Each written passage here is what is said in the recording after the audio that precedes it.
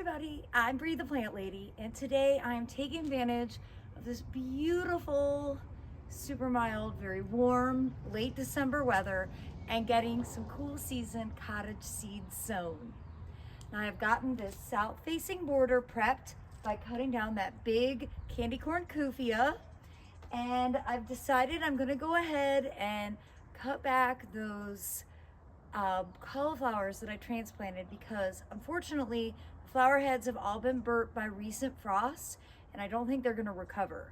And to be honest, I'd rather have the space for direct seeding things like poppies and larkspur than having a bunch of square footage devoted to cauliflower that I'm still not going to end up eating.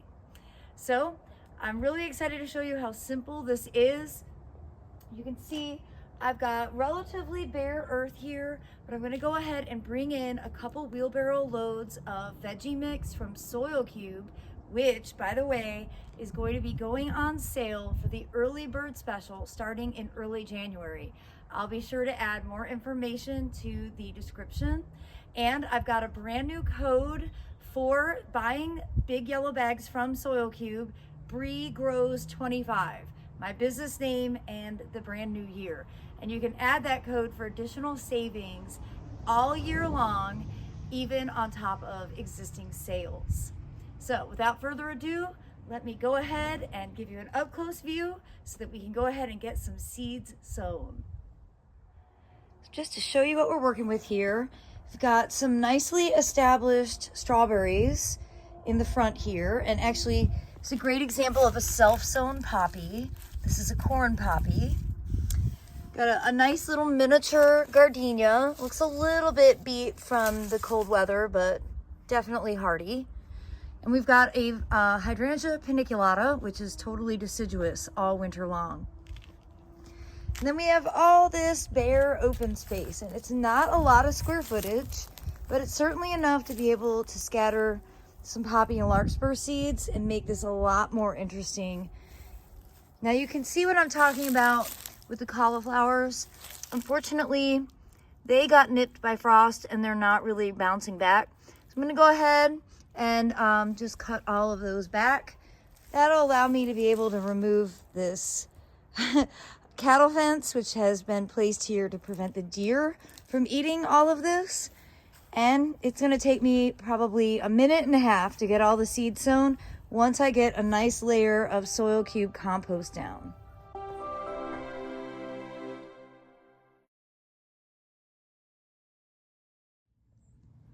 So there's actually some poppies germinating in here, and that is what these tiny things are.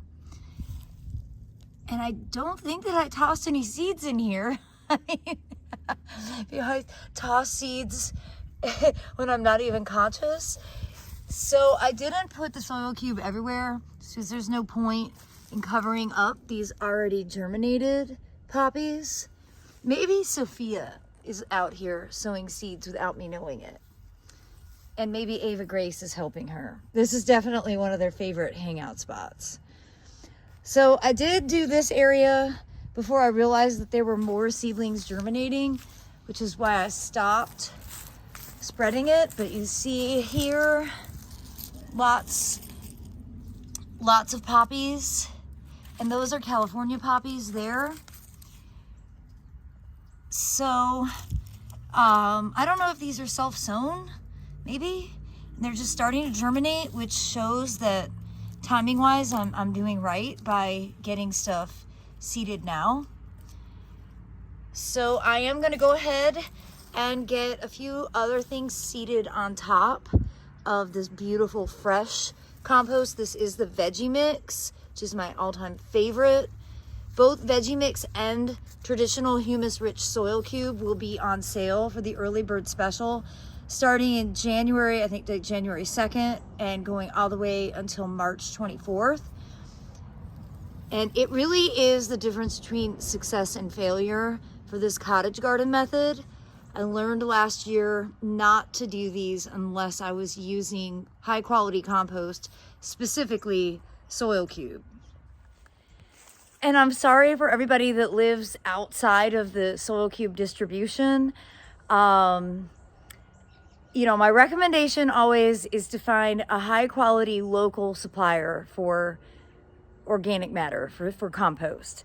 And before you buy a lot, get a little and test it to make sure that there's no active herbicide, because this is a huge problem. It's more problematic in the summer than it is in the winter, but the half-life of the aminopyralids, which are present in a lot of compost, actually takes like the entire growing season.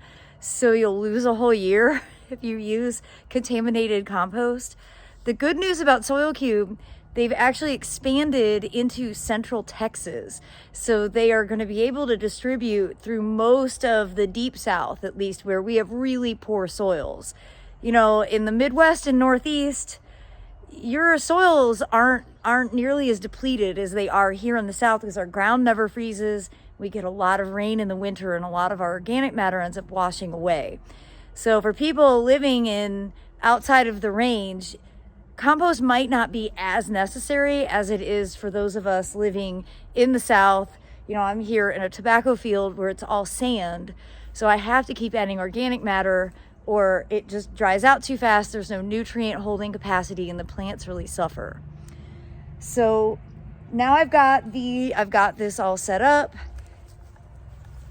I brought my seeds out. Let me show you what I'm gonna sow. I probably don't need to sow all of these, but I have a new to me poppy from Botanical Interests, and this is Papaver Reese called Pandora, and it's like a semi-double sort of soft pink purple. I have a Papaver somniferum. This is Candy Floss, and this is a super double, sort of also lilacs. I thought that color would match nicely. I got this from Outside Pride. I'm trying some poppies that aren't of my germplasm in hopes that they'll cross-pollinate, and I'll keep having interesting genetics from the seed that I collect. I'm also gonna do some nigella along the edge, and I'm gonna toss in some larkspur just to give it some added visual interest. And you know, that dark blue purple always is just a great contrast, not only in color but also in texture. So the seeding process is ridiculously easy. The critical component here, and I say this in every video, so I'm gonna sound like a broken record, poppies really do best in undisturbed soil, and they need light to germinate. So they need to be right on the surface, so you don't walk on the bed, you don't mulch the bed, don't rake the seeds in. You're just gonna toss the seeds and walk away. It's very anticlimactic. Your main job as a gardener in doing this is to do proper bed prep, get your beds weeded, add a light layer of compost, and then toss the seeds and walk away. Here in central North Carolina, we had rain all day yesterday. Not a lot, but we're wet enough. I don't need to do any additional watering. If we go 2 or 3 weeks where we're warm, like short sleeves in January with no rain, I will go ahead and do a little bit of light watering just to make sure that that top inch of soil doesn't dry out, because that's where the root systems of these freshly germinated seedlings will be. You don't need to do deep watering, because these seedlings are only going to have roots that are like maybe 1/4 of an inch. So light watering at most, but most of the time, and this is really hard to say because every year is different, most of the time we are wet enough without having to do a lot of additional irrigation. All right, I think I'm going to go ahead and start with the larkspur. Dump that one out. And I'm going to concentrate that towards the back.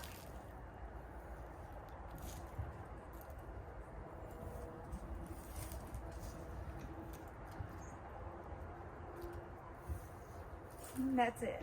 I'm going to concentrate the nigella along the edge. So we'll go ahead and do that. Okay, this is why you should always label.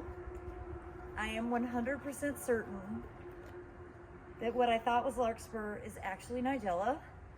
The seeds look absolutely identical. Yep, they are absolutely that.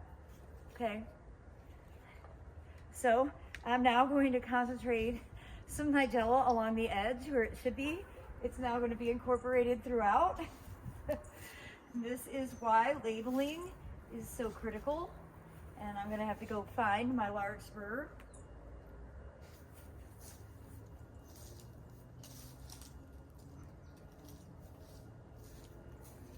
Go ahead and put that in there so it's identified. Now, the red seed poppy, which is the big puffy double, those are generally much taller. Like sometimes they're my height. They can be 4 to 5.5 foot tall. So those definitely want to be towards the back. And I don't need to sow all of these in here. It's sort of hard not to when the seeds are so small. And this is a really important thing to know about seeds just in general. The smaller the seed, the closer to the surface it needs to be. And with poppies, the seeds are like specks of dust. So that definitely explains the whole idea that undisturbed soil, light to germinate is really critical. These packages, there's no way I'm gonna not sow all of this just because there's not enough in here. But I really want to show you how tiny these seeds are. Okay, so I'm not gonna win an Oscar for my cinematography, but you can see it's just a tiny little corner, and that's 250 seeds. You know, it's insane. They're so small. So I am just gonna go ahead and do them all here because, let's face it, I don't have any self-control.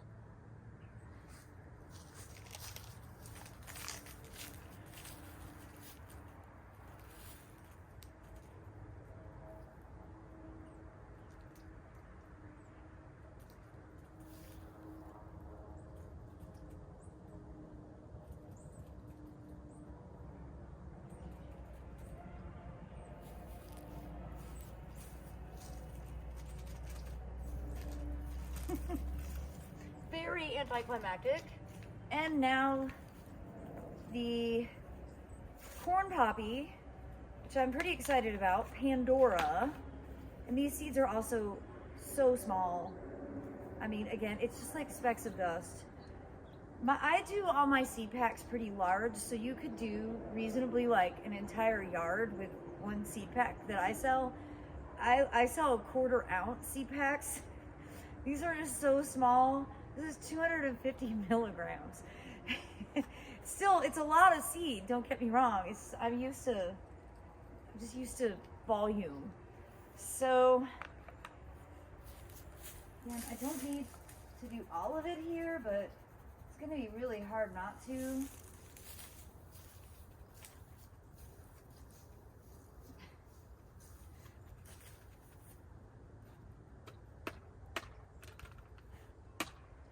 And then, of course, a bunch of seeds stick inside of it. All right, this one is properly labeled, so I know for sure it's larkspur. And just like that. I don't really want it to compete with all the poppies. I just want it some added color and texture.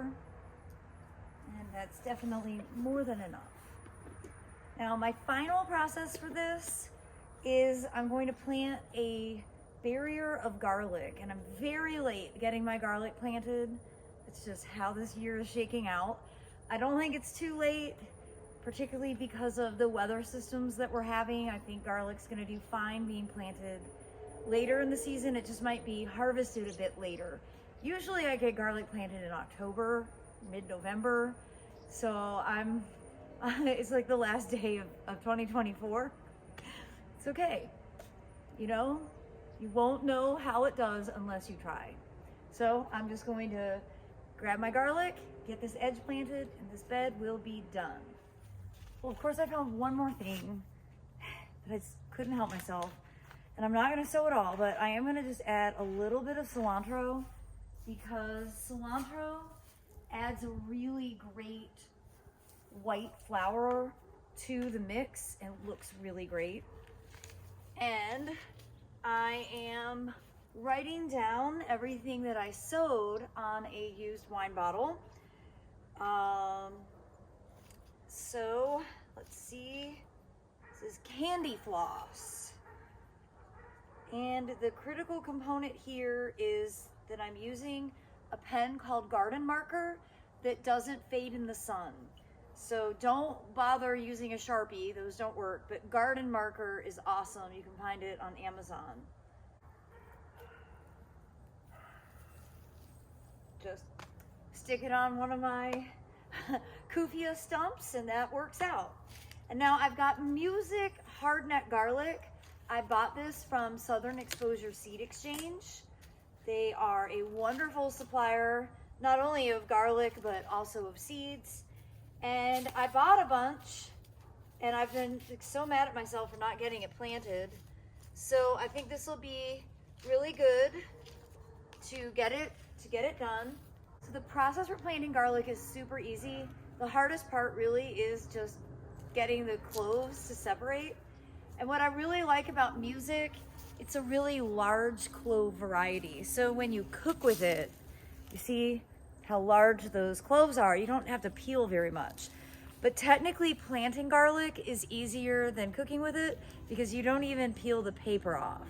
All you do is separate the cloves from the bulb itself. And the easiest way is to take out that center root section and you get the bulbs divided, and then you have individual cloves to plant. Now because these are so robust, I'm actually going to use my pickaxe, my small hand mattock, to dig a small hole, and I'm going to plant them about 2 inches apart all the way along the edge. And the main reason I do this is for reducing animal pressure. So deer and rabbits don't like the scent of the foliage, and in-ground animals, specifically voles, which I have a massive population of, don't like the smell of the bulb itself. So this isn't totally foolproof, but planting garlic will definitely help reduce some of the damage that the mammals cause from visiting your garden on a regular basis. And my mammal population keeps getting worse every single year as more farmland turns into neighborhoods. So with the pointy end, I am just going to lightly unfurl this edge. You can actually see I've got some garlic from last year that's already self-planted. It's starting to grow. It's a good sign that it means it's time to get your garlic planted. And now I'm just going to take the bulb, pointy side up. Oh, I can feel a mole tunnel or a vole tunnel, and that's a little too deep. So the voles are definitely in here. Go ahead and plant it just like that. And garlic is a cool season crop, so for those of us in the southeast, you're not going to have a lot of success growing garlic in the summer.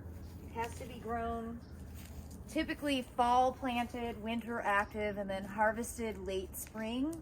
So it'll be interesting to see how that time frame changes with me getting this planted so late. You know, I'm an eternal experimenter in the garden. I think you will only learn from doing things differently, changing it up. And this year, the big change is the timing.